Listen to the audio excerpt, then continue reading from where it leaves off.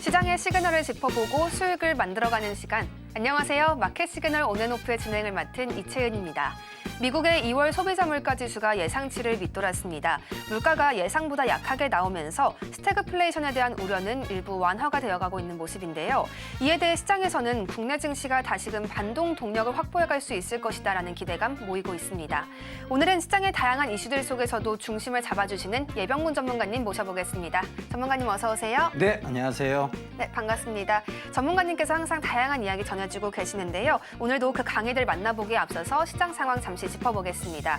현재 코스피와 코스닥 모두 빨간불 켜내주고 있습니다. 코스피가 0.77%의 상승이고요. 코스닥은 0.32%의 강세 보여주고 있습니다.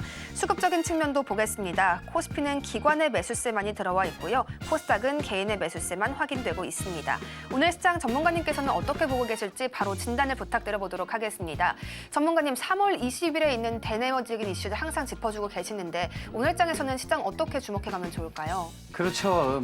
계속 지속적으로 얘기 드렸는 게 이제 3월 20일까지는 대내외적 변수, 즉 불확실성 요인으로 인해서 시장은 계속 흔들릴 수 있다. 지금 시장이 계속 흔들리죠. 내려갔다 다시 올라왔다, 내려갔다 다시 올라갔다, 냉탕, 온탕 이렇게 흔들리고 있습니다. 근데 지금은 대외적 불확실성, 즉 트럼프의 정책적 리스크가 주는 이제 이런 불확실성이 시장을 더 괴롭히고 있는 것 같아요. 그러니까 결과적으로 보면 계속해서 시장을 괴롭히는 요인들이 있었던 거죠. 그런데 이 3월 20일이 좀 지나고 나면 이런 부분에 대한 트럼프의 이제 말들이 점점 효과가 없어질 거예요. 이유는 맷집이라는 게 생기거든요. 그 맷집은 다른 거 없습니다.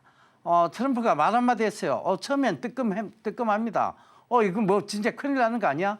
근데 가만히 보면 트럼프가 이거 갖고 계속 한 달 뒤로 밀어. 한 달 뒤로 밀어. 이렇게 지금 딱 하고 있는 거예요. 그러니까 이제 말이 안 먹혀 들어갈 시점이 오기 시작할 거예요. 그 시점 자체를 이제 3월 20일 정도로 보고 있는 거고, 대내적 변수 요인도 마찬가지입니다. 가장 강한 큰 변수 요인인 이제 감사 보고서 시즌에 대한 리스크. 이것이 이제 3월 20일 정도 되면 윤곽이 확 드러나면서 어떤 불확실성 해소적 차원이 이루어진다는 거죠. 결과적으로 보면 3월 20일까지는 시장은 이러할 것이라는 정확한 예측이 맞아 떨어진 거예요. 계속해서 말씀드렸잖아요. 시장이 어느 정도 불확실성 때문에 결국은 오르는 선에서는 더 이상 올라가지 못하고 그다음에 떨어지는 하방에 대해서는 또 경직성을 보일 것이다. 그러니까 나타날 수 있는 현상은 박스권에서 움직임을 보일 것이라는 얘기를 지난 연말부터 계속 해드렸습니다. 그러니까 2024년 12월 달부터 제가 출연한 이후로 지금 계속 똑같은 얘기를 드리고 있는데 시장은 지금 그대로 흘러가고 있는 거죠. 그러니까 박스권에서 움직이고 있는 거예요. 그러니까 요즘 참고해 보시고 이제 3월 20일 거의 다 왔어요. 이제 불확실성 어느 정도 제거의 요인이 보이고 해소의 요인이 보이니까 시장이 생각보다는 강합니다. 우리 시장이 다우나 나스닥에 비해서는 우리 시장이 좀 생각보다 견조한데 라는 생각을 하실 거예요. 이제 불확실성 제거에 대한 부분들, 해소에 대한 부분들이 이제 이제 막판을 향해 가고 있거든요. 그 점을 참고해 보세요. 그러니까 이제 3월 20일 이후부터는 본격적인 랠리가 조금 나오지 않겠냐. 충분히 예측해 볼 수 있는 예측 가능한 영역대에 있다는 거죠. 그러니까 시장을 지금은 두려움에 떨기보다는 지금 이런 공포를 잘 기회로 삼아서 매수를 해야 되는 시기입니다. 그러니까 지금 만약에 오늘이 이제 쿼드러플 위칭데이죠. 내만여의 날 선물 옵션 동시 만기일입니다.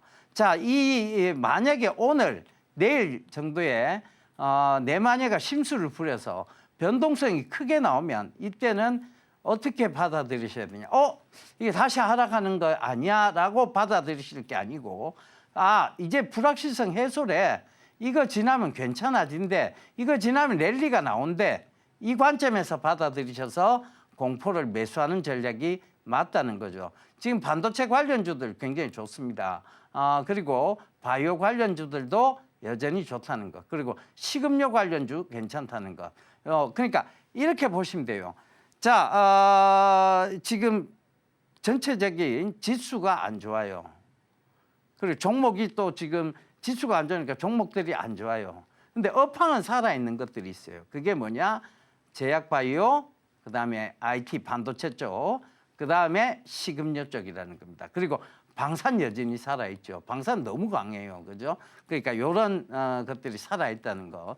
이 방산과 더불어 철강도 지금 좀 강한 편이고, 이런 것들을 어떤 조정 시에 이제는 매수 전략으로 삼으셔야 된다는 거죠. 요 점 꼭 좀 참고하셨으면 좋겠습니다. 우리 시장 박스권 움직임이 계속될 수 있다는 이야기 지난 12월부터 여러 번 강조해주고 계십니다. 정말 전문가님 말씀대로 움직이는 시장 확인해 보실 수가 있겠는데요. 이 시장에서 우리가 짚어봐야 할 섹터들까지 함께 분석을 더해주셨으니까요. 투자에 참고해 보시면 더욱 좋겠습니다. 전문가님께서는 항상 미시적 관점을 넘어서 거시적인 이야기까지 다양한 관점들 제시해주고 계시는데요. 이제 이러한 전문가님의 인사이트들 얻어갈 강의 시간 준비되어 있습니다. 전문가님 오늘은 또 어떤 꿀팁들 가득 주실까요? 네, 여전히 뭐 계속적으로 이제 이걸 실전에 적용해 봐야죠. 지금 이 계속 연습을 봐야 돼요. 실전에 적용해 봐야 이것이 이렇게 실전에 적용했을 때 효과가 있는 것이구나라는 걸 명확하게 깨달아야 돼요. 그러니까 내가 단기한다고 나쁜 거 아니라고 말씀드렸죠. 사람은 성향이라는 게 있어요. 때려 죽여도 고치지 못하는 성향이 있습니다. 천성불개. 그러니까 타고난 성품은 고칠 수 없다는 거. 그러니까 그 타고난 성품이라는 게 있어요. 그러니까 그 단기를 한다고 나쁜 거 아닙니다. 근데 명확한 기준점들이 있어야 돼요. 이건 단기다. 이거는 중장기를 해야 될 거다. 명확한 기준점들이 있어야 돼요. 그 기준점들을 잡아가고 또 그걸 계속 연습하다 보면 이거는 단기 종목이구나. 이건 중장기 종목이구나 하는 거를 명확히 깨달을 수 있는 그런 시간들이 옵니다. 그게 눈으로 보이는 시간들이 와요.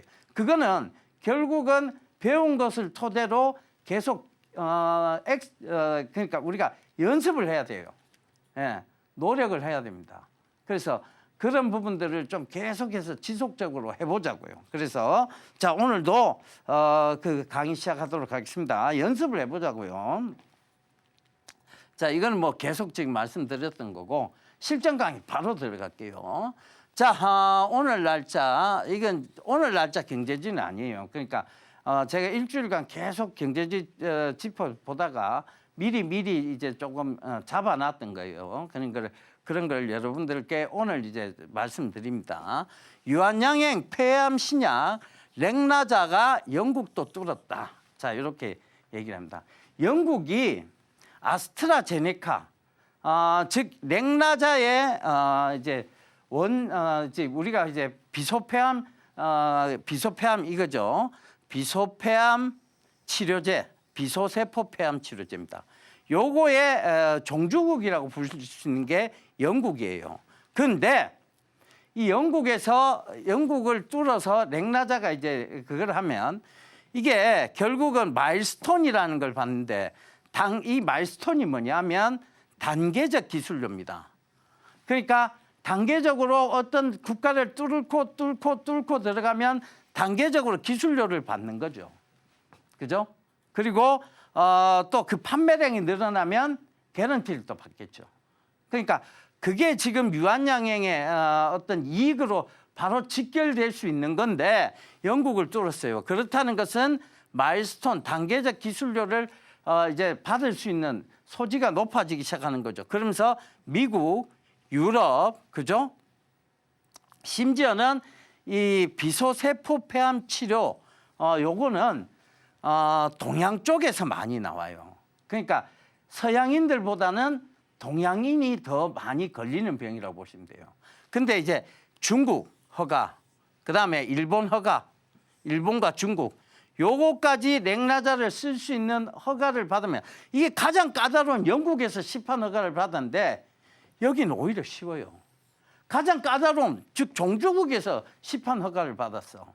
그러면 거기에 지금 종주국 까다로운 데서 시판 허가를 받았는데 일본하고 중국은 더 받기가 쉽다는 거야. 그러면 자, 이 일본하고 중국을 뚫는 순간 뭐를 받는다고? 마일스톤, 즉 단계적 기술료를 또 받게 됩니다.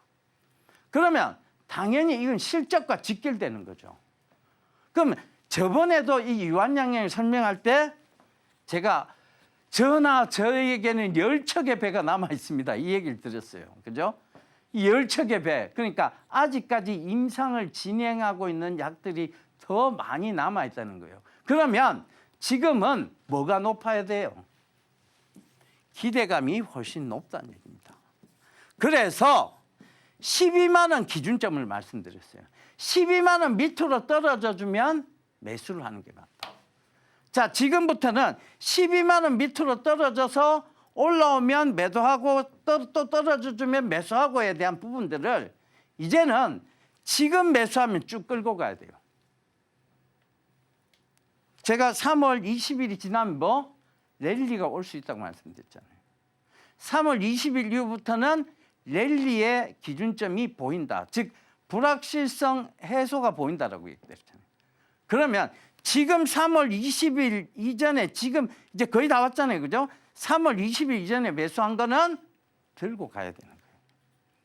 그 지금 넥라자에 대한 기대감뿐만이 아니에요. 이 기사가 지금 계속 나오고 있다. 이거는 이제 지금 여러분들한테 이 기사들은 뭘 얘기하고, 야, 유한양이 곧 간다. 곧 간다. 유한양이 곧 갈 수밖에 없다. 이 얘기를 지금 계속 하고. 유한양이 실적 좋아진다. 그것도 엄청 좋아질 거야. 렉나자가 마일스톤, 즉 단계적 기술료를 지원받아. 그리고 자, 시판이 높아지면 뭘 받는다고? 개런티까지 받는다. 이건 실적하고 직결되는 거야. 라는 것을 이 신문은 계속 얘기해 주고 있는 거죠. 신문을 자세히 읽어보세요. 그러면 지금 유한양행은 이 기대감이 당연히 서야 되는 자리대예요. 자, 보세요. 제가 12만 원 기준점 말씀드렸죠. 자, 차트 보세요. 요게 12만 원대예요. 12만 원대. 요 바닥권 영역이야. 지금 딱 보면 그러니까 지금 1월달 제가 언제부터 말씀드렸어요? 작년 12월부터 말씀드렸는데 딱 보면 박스권이야. 그죠? 딱 보면 박스권이야. 여기서 움직였어. 왜? 불확실성 때문에 빠졌다가 다시 올라왔다가, 왜? 기대감이 있으니까 다시 올라왔다가 불확실성 때문에 또 빠졌다가 이걸 하고 있는데, 이번에도 요거 살짝 올라갔다가 지금 떨어졌죠? 여기서부터는 뭐 해야 된다고? 지금 12만 원대 이 부근의 아래는 무조건 매수해서 이제는 모아서 들고 가야 되는 전략이에요. 이건 뭐다? 이제 중장기로 가야 됩니다. 중기 이상으로 가야 됩니다. 아시겠죠? 기준점을 명확히 나왔어요, 이미. 박스권, 이제 박스권을 뚫을 가능성이 훨씬 높다는 거. 왜? 지금은 이제 불확실성이 제거가 된다고 말씀드렸죠. 시장을 읽어야 된다. 이러니까 이제부터는 들고 가야 된다. 전에는 박스권 내에서 움직이니까 분할 매도, 분할 매수, 분할 매도, 분할 매수 해야 된다. 요 기준점이 있었던 거고, 이제 불확실성이 제거가 되면 이제는 분할 매수하고 바이 앤 밸런싱이 아니에요. 바이 앤 홀드 들고 가야 된다는 거지. 바이 앤 홀드 해야 된다는 거지. 왜? 지금의 시장을 그렇게 읽어야 된다는 거예요. 이걸 자꾸 연습을 해야 돼. 알아야 돼. 그래야 내가 팔 때 제대로 팔게 되고 살 때 제대로 사게 돼요. 이걸 모르면 살 때 팔 때 계속 몰라. 박스권이라고 얘기해줘도 더 올라가면 더 올라갈 것 같고 떨어지면 더 떨어질 것 같고 이게 살 때인지 팔 때인지도 몰라. 그때 정확하게 12만 원 기준점 말씀드렸잖아요. 최근에도 봐봐. 12만 원대 밑으로만 떨어지면 계속 어김없이 13만 원대 이상, 13만 원대까지 올라와. 그러다가 다시 빠져. 12만 원대를 계속 터치하고 또 올라오고 터치하고 올라오고. 그 내가 박스권이라 했던 얘기가 정확하게 맞아떨어지잖아요. 이렇게 봐야 돼요. 시장을 이렇게 읽어 들어가면서 내 수익을 극대화하는 전략으로 가요. 아시겠죠? 자, 다음 거 바로 볼게요. 자, 이것도 경제지입니다. 영국 리콜 사태 후에 오리온 꼬북칩 화제다. 꼬북칩, 자, 맛있죠. 꼬북칩 여러 가지 나와요. 뭐 먹태 맛도 나오고, 그죠? 청양 마요 뭐 이런 맛도 나오고. 자, 앵커님 시도록 내버려두면 안 되지. 자, 우리 앵커님한테 또 집중 공략. 자, 앵커님 꼬북칩 드셔보셨어요? 네, 당연히 먹어봤죠. 아, 맛있죠? 네, 진짜 맛있어요. 계속 먹게 돼요. 그러니까 이게 겹겹이 쌓여 있는 과자잖아요. 네, 그러니까 이게 식감도 좀 좋고, 네. 그죠? 꼬북칩이 이제 영국에서 이게 리콜 사태가 한 번 있었어요. 근데 이게 오히려 더 판매에 도움이 된 것 같아요. 어떡해요? 예, 예.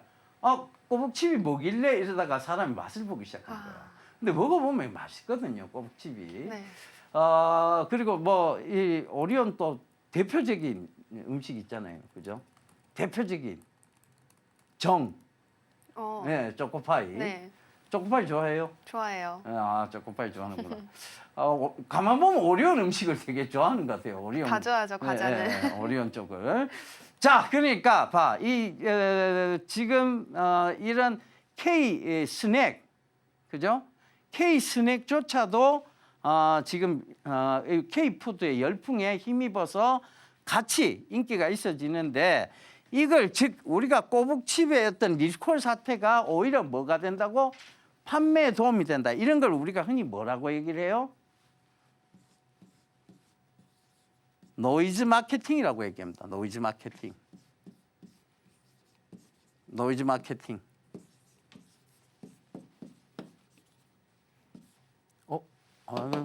예. 노이즈 마케팅이라고 얘기해요. 그러니까 자, 결과적으로 즉 문제의 소지가 돼서 오히려 이 판매에 도움이 되는 방향, 노이즈 마케팅 이게 되는 거예요. 그러니까 이 노이즈 마케팅으로 인해서 꼬북칩의 열기가 엄청 영국에서 뜨거워졌다. 그래서 이제 이 꼬북칩 그다음에 대표적인 오리온의 식품, 그죠? 정, 초코파이죠. 초코파이, 마시멜로를 이렇게 한다. 이게 굉장히 외국인들한테 신선했나 봐요. 그 다음에 두 번째, 이 오리온은 또 하나의 모멘텀이 있다고 얘기했죠. 바로 리가켄 바이오의 지분 가치가 아직 제대로 반영받지 못했다. 그러니까 그때 말씀드린 지금도 이것도 다 박스권이야. 12월 달부터 봐봐. 이게 다 박스권이야. 밑에서부터 계속 박스권이야. 그렇잖아요. 여기 갔다가 또 빠졌다가 여기 갔다가 또 빠졌다가 이게 지금 12월 달, 1월 달, 2월 달, 지금 3월 달 또 이 근처까지 왔지. 근데 여기서부터는 이까지 안 빠져요. 왜 안 빠진다고요? 불확실성이 해소되어져 가는 국면이에요. 그러니까 지금 만약에 여기서 매수를 하셨다. 이게 박스권이라고 해서 여기서 매수를 했다. 여기서 팔았다. 여기서 다시 분할 매수했다. 그러면 지금은 뭐 해야 된다? 들고 가야 되는 시기다. 또 지금은 뭐 해야 되는 시기다? 중기적으로 봤을 때는 이건 중기 종목이죠. 중기 이상 종목이에요. 그러면 그 관점을 보면 지금은 신규 매수 자리 때이기도 하다. 이렇게 받아들여야 돼요. 오리온은 최근에 안 빠지고 올랐는데 최근에 안 빠지지. 왜? 이런 기사 때문에 안 빠지는 거지. 꼬북칩, K푸드 열풍이 지금 불고 있잖아. 꼬북칩, 초코파이. 거기다가 리가켄 바이오의 지분 가치 이익은 전혀 반영되지 않았다. 이걸 참고하셔야 돼요. 이런 거는 어떻게 돼야 된다? 그러면 중기 이상으로 봐야 된다. 단기로 볼 종목이 아니다가 된다. 3월 20일 이후부터는 랠리가 나올 수 있다. 전체적인 시장도 나쁠 게 하나도 없다. 즉, 큰 숲이 좋아야 나무가 튼튼할 수 있다. 이 관점에서 봐야 된다. 아시겠죠? 지금은 그러니까 매도의 시기가 아니라 매수의 시기고 보유의 시기다. 이렇게 봐요. 아시겠죠? 자, 이제 이번 주에 이렇게 강조하면 다음 주부터 이제 어떻게 바뀌는가 확 느낄 수 있을 거야. 그러니까 지금 제가 말한 대로 시장이 흘러갔죠? 그럼 그 다음 시장도 보라니까. 그렇게 갈 수밖에 없는 시장이에요. 아시겠죠? 자, 이런 거 계속 연습해서 내 포지션을 정확하게 해야 돼. 연습을 통해서 내 포지션을 정확하게 알아야 되고 내 성향을 정확하게 알아야 돼요. 자꾸 나는 뭐 성향 중장기인데 저는 단기가 재밌어요. 주식 재미로 하나? 그죠? 저는 중장기 같아요. 성향은 단기면 그건 원치 않는 중장기를 했기 때문이에요. 물려서 가는 중장기. 그거는 그 성향이 중장기라고 얘기하면 안 돼. 물렸기 때문에 그냥 중장기 간 거야. 억지로 중장기 간 거야. 그죠? 아시겠죠? 자, 그 다음 바로 넘어갈게요. 자, 실전 강의 여기 봅시다. 빌 게이츠와 정기선. 자, 정기선과 빌 게이츠가 손잡고, 요 정기선 요분은 우리 정몽준 회장의 아들이죠. 자, 이분이 지금 빌 게이츠하고 지금 악수를 하고 있어요. 차세대 SMR. 빌 게이츠는 지금 차세대 그 에너지의 근원이 되는 부분들. 그러니까 스몰 모듈러 리액터. 그러니까 뭐냐? 소형 원전에 대한 상업화를 이게 완전 여기에 집중하고 있는 거야, 빌 게이츠는. 그죠? 소형 원전의 상업화. 그래서 이 지금 HD 현대 여기하고 지금 계속 손잡고 SMR을 상용화하는데 손잡겠다 이 얘기잖아요. 그러면서 어제 공시가 하나 나간 게 있어요. 한전산업의 공시인데 한전산업이 HD 현대하고 수주 계약을 했습니다. 규모는 한 100억 조금 넘는 계약인데, 자, 이게 이제 뭘 의미하느냐. 한전산업이 뭐 하는데요? SMR, 그렇죠. SMR의 표준이 되는 장비들을 구축하고 있는, 만들고 있는 그런 회사잖아요. 근데 정기선 이제 회장이, 정기선 사장이 빌 게이츠하고 딱 손잡고 SMR 얘기 딱 기사 나오니까 어제 오후에 한전산업하고 계약을 했어. 수주 계약을. 이게 뭘 의미하느냐는 얘기지. 이거 행간에 숨겨진 의미가 뭐냐는 얘기지. 제가 한전산업도 계속 지난번에 얘기 드렸죠. 12월 달 얘기 드리고 나서 이쯤이었습니다. 지금 이렇게 올라왔다가 다시 조정, 즉 시장의 불확실성에 의해서 다시 조정이 들어온 거죠. 그럼 지금 이 구간은 매수를 해야 될 구간이야. 근데 거기에 더 확신을 주는 그 확인이 뭐냐? 이 확인이 뭐냐? 바로 이런 기사예요. 그러니까 이걸 잡아보면 이제 한전산업이 여기서는 계속 수주가 이어지겠다. 누구랑? HD 현대랑. 이거를 충분히 예측해 볼 수 있는 예측 가능한 영역에 놓여져 있는 기사거리가 이거란 얘기야. 여기가 원래 SMR 하는 데잖아. 한전산업이.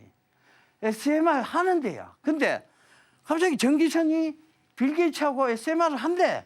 그런데 갑자기 여기서 그렇게 한다니까 갑자기 어제 수주 공시가 딱 나왔어. 그럼 이걸 눈치 까야지. 이거 눈치 못 까면 뭐? 알잖아요. 그죠? 그럼 눈치 딱 까야지 이거는. 행간에 숨겨진 의미를 딱 파악해내야지. 이거는 노력하는 사람들만 보입니다. 왜? 공시도 살펴보고 이렇게 살펴봐야 그게 보이기 시작하는 거예요. 계속 연습해야 보이기 시작하는 거예요. 그럼 지금은 이건 신규 매수 자릿대고 추가 매수 자릿대고 보유 자릿대고 들고 가야 되는 자릿대. 그럼 이건 강하게 매수를 해야지. 왜? 너무나 명확해 보이는 그림이 맞춰져 가고 있잖아. 조각들이 퍼즐이 맞춰져 가고 있잖아.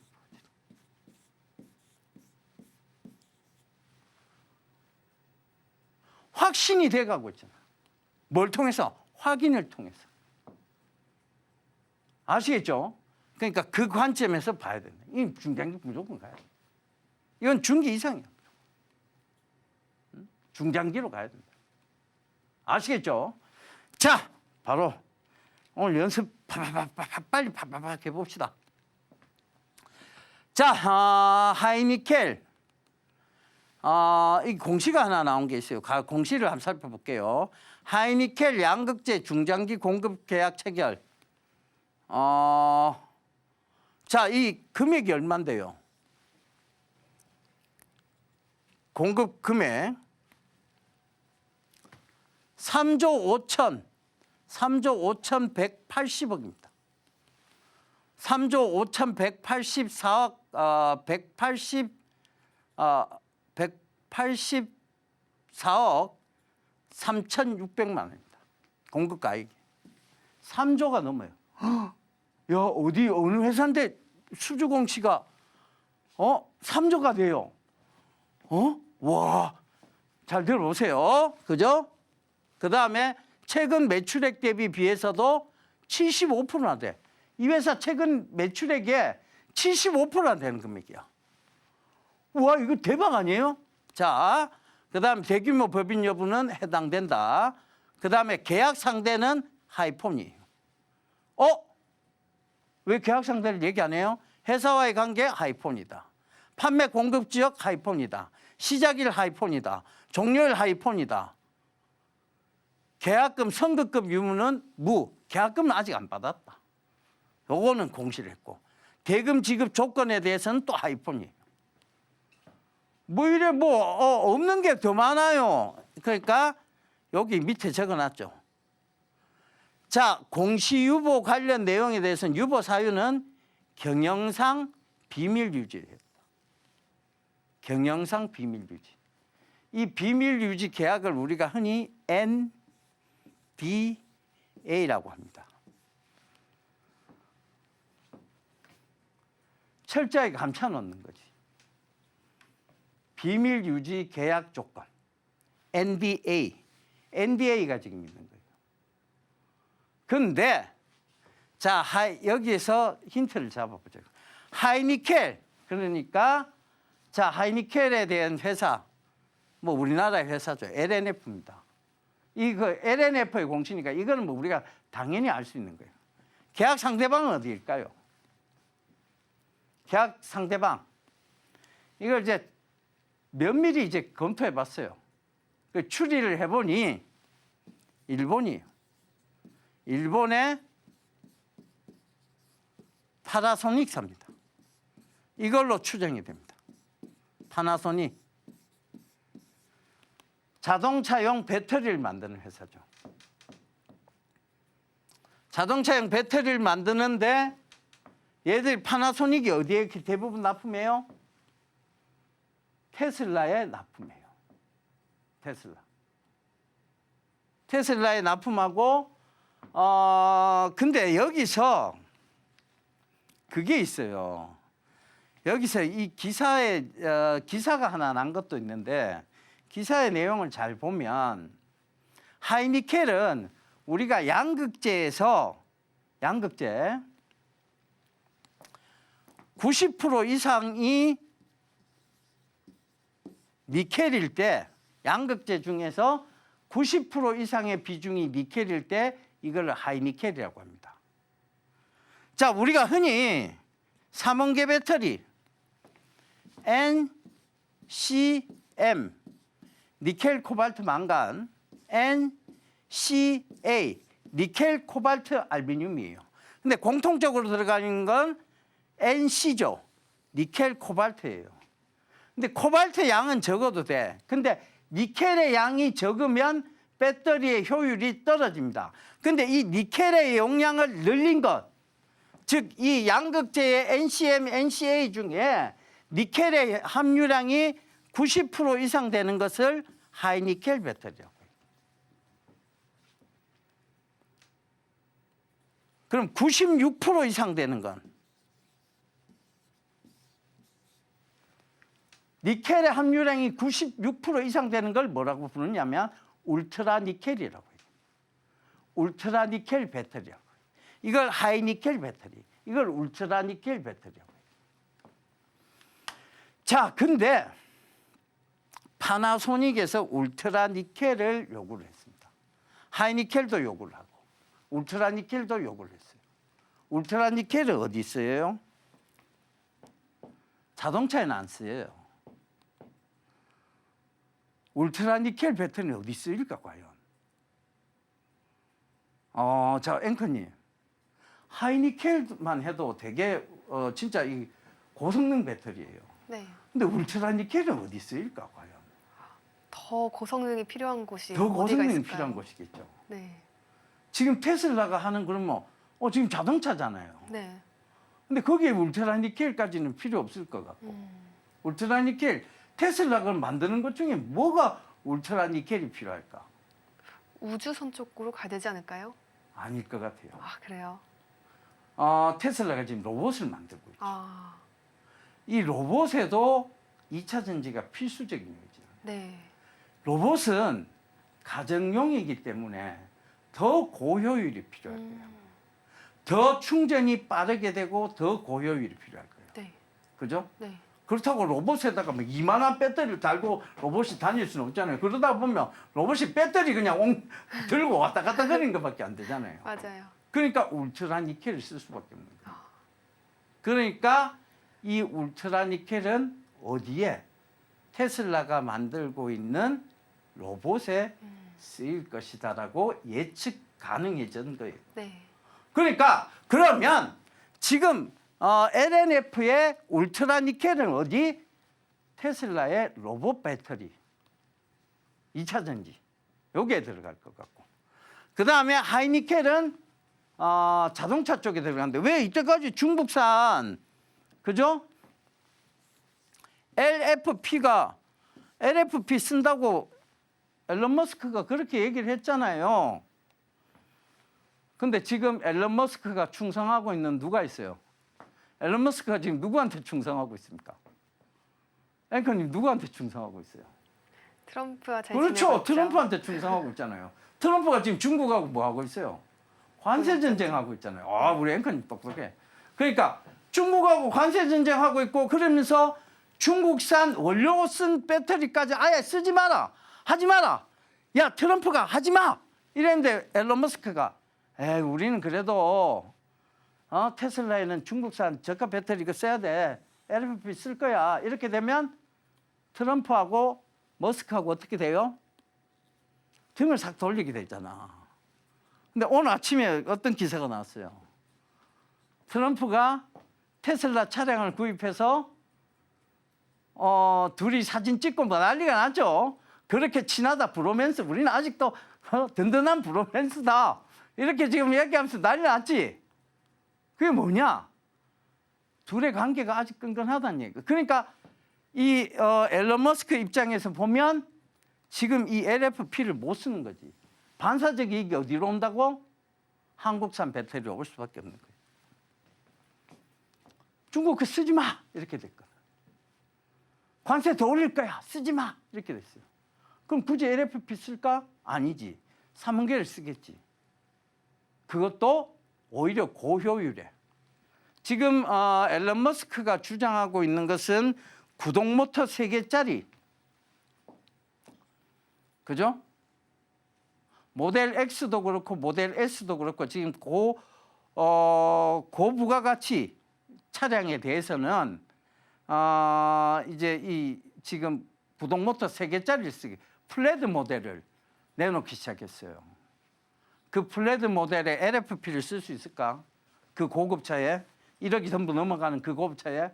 아니지. 3원계 배터리를 쓰겠지. 근데 더 고급화 전략으로 가겠다는 얘기지. 뭐? 하이니켈 배터리. 충분히 예측해 볼 수 있잖아요. 그러면 우리나라 배터리 산업의 전반적인 반사적 이익이 올 수밖에 없잖아요. 그래서 지금 LNF나 지금 신소재 개발하고 있는 코스모 신소재, 단결정 배터리 쪽, 그 다음에 포스코 퓨처엠, 이런 회사가 지금 거의 바닥을 찍었죠. 에코프로도 그렇고 에코프로 BM도 마찬가지고. 그 이 바닥권 영역에서 이제 반등의 서막이 울리기 시작한 것은 결국은 미중 갈등에 대한 부분이죠. 근데 이제 지금 약간 지금 테슬라가 좀 의심을 받는 건 뭐다? 반 머스크가 강하다는 얘기. 반 트럼프가 아니고 머스크에 반대하는 사람들이 강해졌다는 거지. 반 테슬라 정서가 지금 막 생겨나고 있고. 요게 이제 하나의 허들이에요. 허들인데 전체적으로 보면 우리나라의 배터리 산업의 바닥은 지금 나왔다. 이렇게 봐야 돼요. 지금부터는 반등이 올 수밖에 없는 영역이다. 이렇게 봐야 돼요. 불확실성이 제거될 수밖에. 그러니까 이거는 뭐 결국은 단중기적 관점에서 지금은 매수를 해야 될 시기다. 단기적인 관점에서 중기적 관점에서 다 괜찮다. 근데 중기적 관점보다는 저는 단기적 관점에서 얘기 드리겠습니다. 이런 건 단기로 들어가서 큰 수익 내고 나와야 되는 것들. 반등이 즉 용수철을 꽉 우물였다가 탁 넣으면 팡 튀죠. 너무 많이 꽉 눌러놨어. 그럼 튀는 것도 빠르게 한번 팍 튄다니까. 그게 뭐다? 지금 배터리 산업이.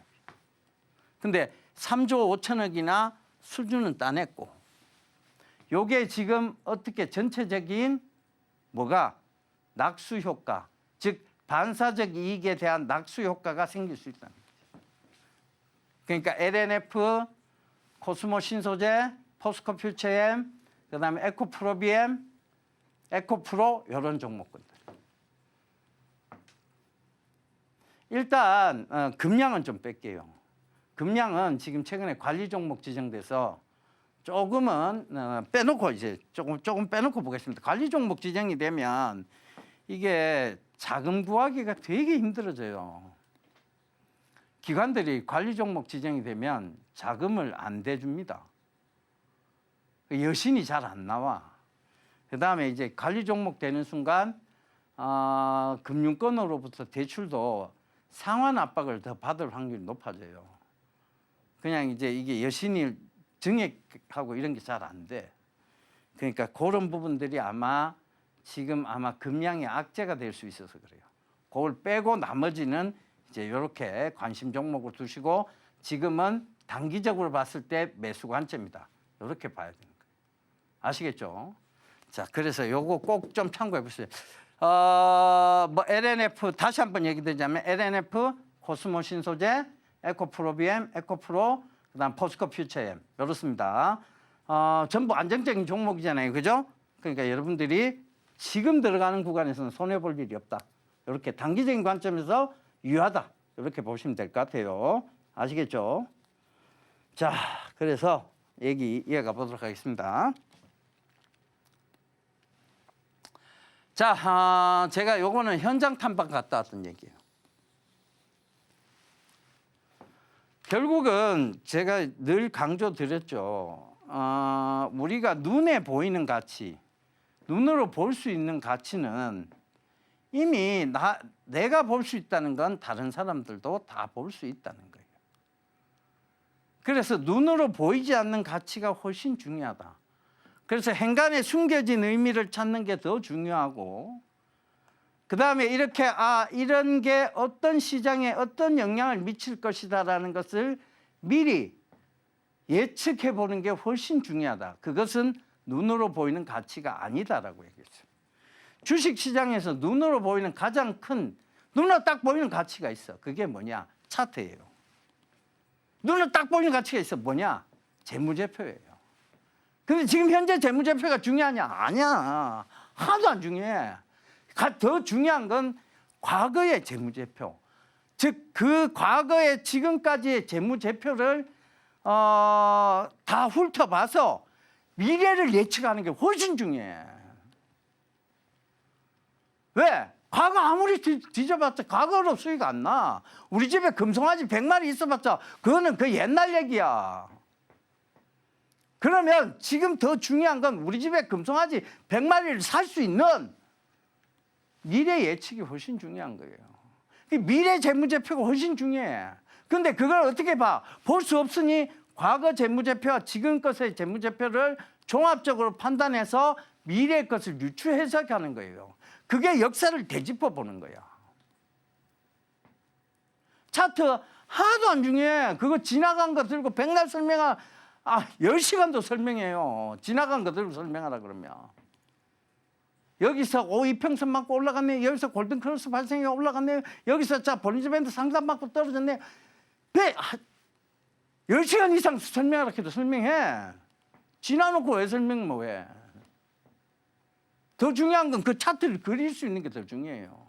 앞으로 미래 펼쳐질 차트를 그릴 수 있어야지. 그게 예측이 해야 되는 영역이에요. 여러분이 뭐 뛰어난 차티스트라고. 손절선 대면 손절도 안 하면서 손절선 맞고 올라가는 경우도 많다 이렇게 얘기하면서. 그게 무슨 차티스트야. 그리고 테크니션이 이 계통에서 크게 이때까지 큰 부자가 된 사람들 중에 테크니션은 없어요. 없어요. 기술적으로 뭔가를 한 사람은 없어. 그 눈으로 보이지 않는 가치를 찾아내는 게 훨씬 중요해요. 자, 제가 이번 주 월요일 날 바이오 헬스 디지털 혁신 포럼 창립총회 및 세미나를 갔다 왔어요. 바이오 헬스 디지털 혁신, 그죠? 이날 이제 오신 분들이 권영세 국민의힘, 그죠? 권성동 국민의힘, 그죠? 그런 분들이 이날 다 왔어. 이 지금 정치권이 왜 이렇게 이제 이 장소가 어디였냐면 국회의사당, 그죠? 국회의원회관 제1소회의실에서 했거든. 국회의원분들이 많이 왔어요. 많이 왔는데 이제 이게 결국은 이제 예산 확보잖아요. 이걸 하려면 예산이 확보돼야 되니까 그런 분들이 오셔서 이제 얘기를 할 수밖에 없지. 근데 이제 그래서 그 포럼을 했는데 여기서 이제 내가 느낀 것들을 여러분들께 얘기 드리겠습니다. 자, AI 기반의 의료 데이터 산업의 중요성. 지금 AI가 되게 중요하다고 얘기해요. 의료 쪽에서도 AI가 되게 중요하다고 얘기합니다. 왜?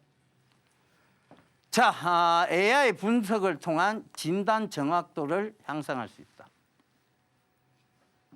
많은 실험 데이터군을 모을 수 있다. 그 다음에 의료 데이터의 디지털화와 데이터를 활용할 수 있는 활용을 증가시킬 수 있다. 그러니까 그만큼 오진의 확률이 줄어든다. 중요하죠. 컴퓨터가 판독하고 AI가 결정 내리고 중요하죠.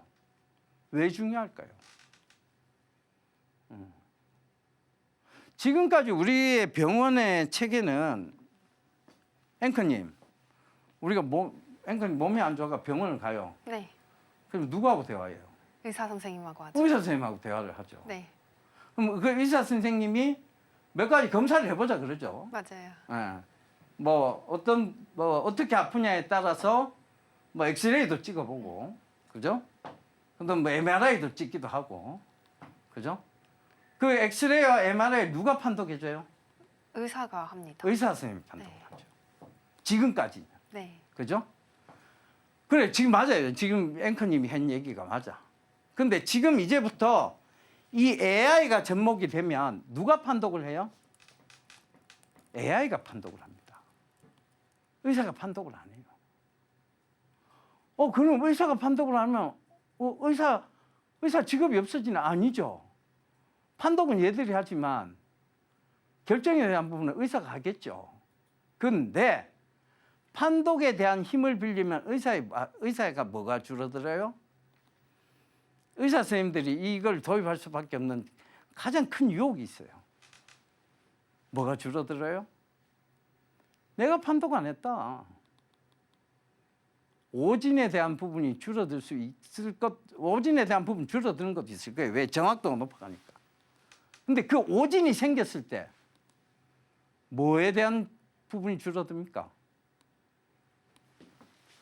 의료 소송을 당할 확률이 줄어들잖아요. 지금까지는 오진이 생기면 의사가 의료 소송을 당했어요. 근데 AI가 판독을 했어. 누구한테 의료 소송을 해요? 판독을 AI가 했는데. 그래서 결정은 선생님이 하셨잖아요. 판독에 근거해서 결정한 거잖아요. 그러면 책임은 누구한테 있다고? 결국은 이 AI한테 있는 거예요. 그럼 의사들이 이 유혹을 갖다가 뿌리칠까? 야, 그래도 뭔 소리야? 우리가 해야지. 이렇게 할까? 에이, 아닐걸요. 왜? 의사 선생님들은 면피하는 거 좋아합니다. 뭐 모든 의사 선생님들 이렇게 폄하하는 거 아니에요. 근데 이건 어찌됐든 내가 판독하는 게 아니고 의료소송을 줄일 수 있는, 쓸데없는 의료소송에 대한 피소를 당할 수 있는 확률을 확 줄어드는 거예요. 그럼 의사 선생님들이 이걸 뭐 도입하겠어요? 안 하겠어요? 도입할 수밖에 없어. 나한테도 유리할 수밖에 없어. 그거를 쓰는 사람들이 도입을 강력하게 요구해야 돼요. 사실 그거를 AI 판독을 원하는 건 환자의 입장은 아닐 거예요. 왜? 비용이 비싸질 수 있으니까. 그러나 나도 정확도가 높아진다 그러면 환자도 일부 AI가 판독하는 게 낫겠다 생각은 할 수 있겠지. 근데 이 AI를 권하는 가장 중심에 있는 사람이 누구냐? 의사분들이에요. 의사분들이 이걸 도입할 가능성이 훨씬 높아졌다. 왜? 의료소송의 피소, 쓸데없는 의료소송을 당할 피소 확률이 현저히 떨어질 수밖에 없으니까. 그죠? 사실 그리고 의료 데이터에 대한 의료 빅데이터, 대한민국 의료 빅데이터를 지금 구성해야 된다고 말을 많이 하는데 앵커님이 이제 이제 진료를 봐. 네. 근데 지금 어디가 아프고 이런 게 다 기록에 남을 거 아니에요. 그죠? 네. 그걸 누가 들여다볼 수 있다고 생각하면 기분이 좋아요, 나빠요? 안 되죠. 절대 안 되죠. 네. 그래서 우리나라가 이게 뭐냐 하면 이것 때문이에요. 이 임상에 대한 결과치를 많이 수집할 수 없는 게 이게 싫은 거야. 내 개인 정보를 누가 본다는 게 싫은 거예요. 그러니까 오히려 이런 거는 독재 국가가 수집하기가 훨씬 좋아요. 어디? 중국이 훨씬 수집하기가 좋아. 그래서 사실 지금 의료 빅데이터 쪽은 중국이 막대한 양을 가지고 있어. 우리나라는 한계치가 있어요. 그리고 의료 이 빅데이터가 결국은 성공하기 위해서는 먼저 이 포럼에서도 느껴지는 딱 하나의 키워드가 있어요. 뭐가 먼저 발달해야 된다? 초지능적 구조. 이게 되려면 뭐가 돼야 돼요? 초지능적 구조. GPU가 선행돼야 되잖아. IT. 그러니까 SK 하이닉스, 삼성전자. 이런 것들. 초연결적.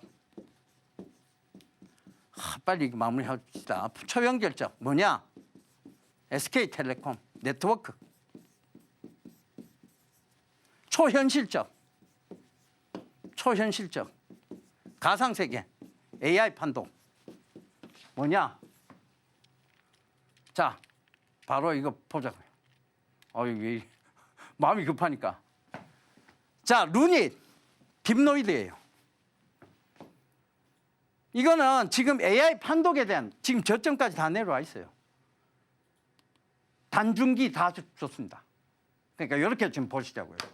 그러니까 결국은 이렇게 발로 뛰어서 찾아내는 것들이에요. 아시겠죠? 중요한 가치는 결코 여러분들 눈에 보이는 가치 결코 중요하지 않습니다. 눈에 보이지 않는 가치를 꼭 찾으세요. 아시겠죠? 자, 오늘 강의 여기서 딱 끝! 전문가님의 공시 분석은 백전백승입니다. 오늘 공시 분석의 현장 탐방을 통해 얻은 인사이트까지 함께 주셨으니까요. 투자에 참고해 주시면 더욱 좋겠습니다. 오늘 저희가 준비한 내용은 여기까지입니다. 본 방송에서 제공하는 정보는 투자 판단에 대한 조언일 뿐 가치 판단과 상승 하락을 보장하지 않습니다. 저희는 내일 이 시간에 다시 한번 찾아뵙겠습니다. 함께해 주신 여러분 고맙습니다.